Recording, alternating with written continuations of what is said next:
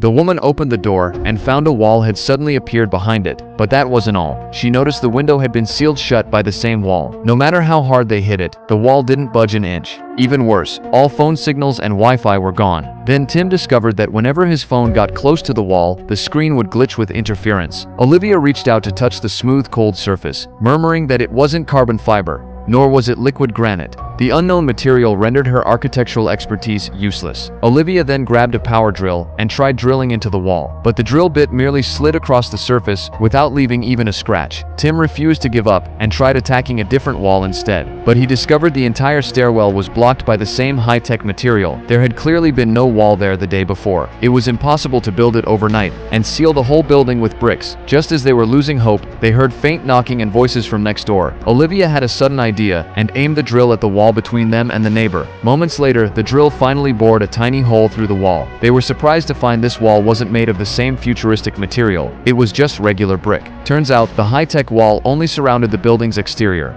The inner walls between neighbors remained unchanged. Through their conversation, they learned that the people next door were also trapped, also surrounded by the black wall. They too were trying to figure out if anything unusual happened the night before, but no one could recall any clues. When everyone woke up, the strange wall was already there. No sounds, no signs of construction. It had appeared out of nowhere overnight, turning each room into an isolated prison. Tim turned on the faucet. Not a single drop came out. He tried to stay rational, comparing the situation to a puzzle game, believing they could escape by solving it. Olivia scoffed coldly. "This isn't one of your damn video games." Her emotions spiraled out of control, her tone laced with despair. Tensions between them escalated rapidly in the enclosed space, with blame and shouting filling the air, making the space feel even more suffocating. Finally, Olivia stormed off, yelling, "We're doomed," and left the room alone. Once Tim calmed down, he noticed a strong magnetic reaction in a part of the wall. He began interacting with it using nearby objects, hoping to trigger some kind of mechanism. Olivia was drawn back by his actions. Together they began testing, attaching utensils and other items to the wall, and shifting them around. Soon the wall reacted. Tim sensed danger immediately, and yelled for Olivia to get down.